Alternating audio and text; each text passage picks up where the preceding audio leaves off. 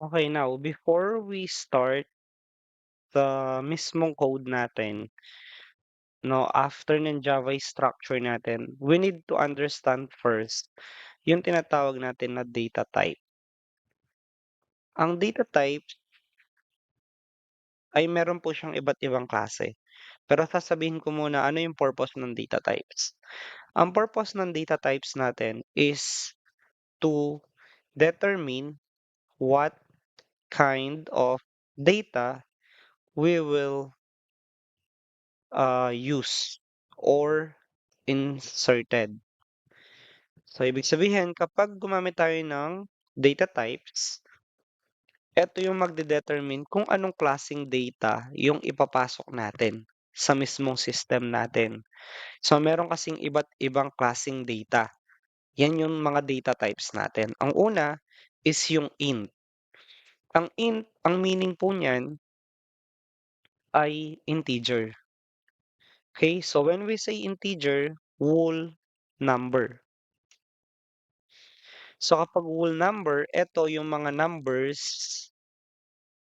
without decimals. So kapag walang decimal, ito yung 10, 5, 23, 100. Yan yung mga whole number, wala silang decimal. So yan yung int data type natin. Next, meron tayong float data type. So ito naman yung mga numbers with decimals. So, yung numbers with decimals natin na float, ang kinukuha niyang decimals, I think, is 1 to 8 decimals, kung hindi ako nagkakamali. Pero, ang float natin, tatandaan mo lang kapag with decimals. Next ay meron tayong double. Ang double naman natin is numbers with decimals din. Ngayon, anong difference ni double kay float? Si double naman, ang kanya naman is, let's say for example, 1 to 16 decimals ang nakukuha niya. So, mas maraming decimals yung napaprocess niya kesa kay float. So, kung gusto mo na correct or sabihin na natin exact calculation yung gagamitin mo is gagamit ka ng double. Kasi maraming decimals yung gagamitin niya. Next is meron tayong char, short for character. Kapag naman character, ito yung single letter or symbols. Okay, so example niyan, A, B, C. Yan yung mga single letters.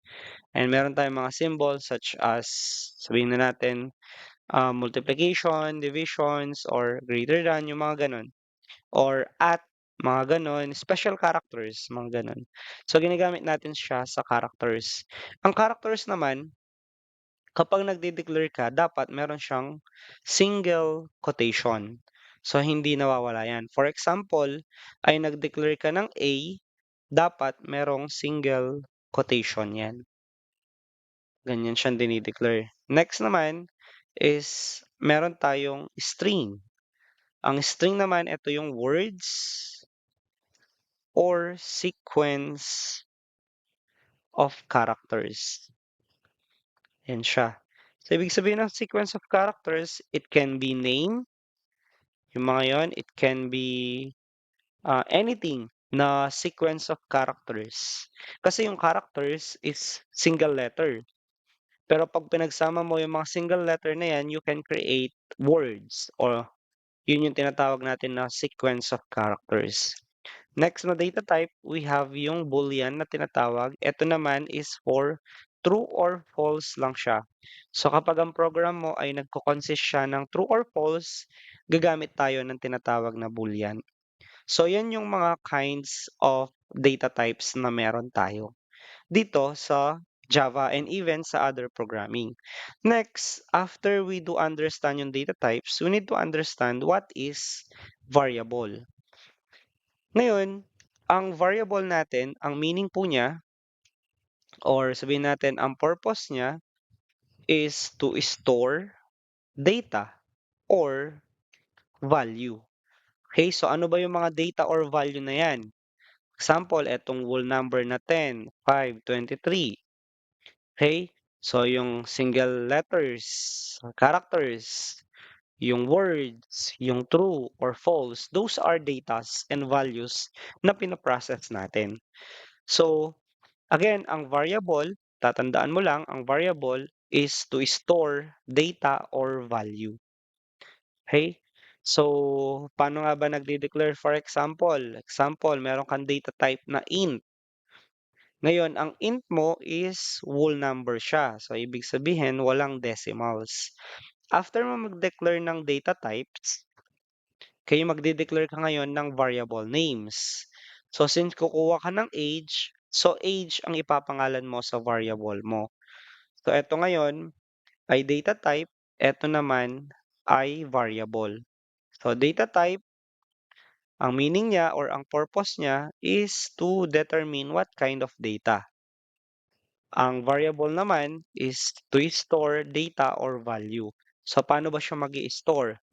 Kapag gumamit ka ng equal, yan. So, kapag gumamit ka ng equal, ang meaning po niyan or ang purpose is to assign value to the variable. Yan. So, kapag gumamit ka ng equal, mag-a-assign ka ng value ngayon. Ano yung magiging value? Let's say, for example, ang age mo ay 18. Then, semicolon to end or terminate yung line na to. Ibig sabihin, itong 18 na ito, papasok siya kay age ngayon. So, anong data type yung hawak ni age will be yung int, whole number, at mag-a-assign tayo ng 18 na number kay age. So, ganyan yung example of variables and data types pagdating sa mga programming. Okay, so ang format niyan, lagi mo lang tatandaan, ang format niyan ay data types. After ng data types will be yung variable name. Okay, and then after ng variable name, yung arithmetic or hindi siya arithmetic eh. Sabihin na natin operand. Okay? Which is yung equal natin for assigning and then after nun, yung value. Okay, so ganyan yung format niya palagi. Data type, variable name, operand, and value. So, eto siya ngayon. Ito yung data type mo. Ito siya. Ang variable name will be this. Ang operands will be yung equal. And then yung value will be yung 18 natin. Then, sabihin na, add na natin yung terminator natin, which is yung ating semicolon. So, yan yung example of data types and variables.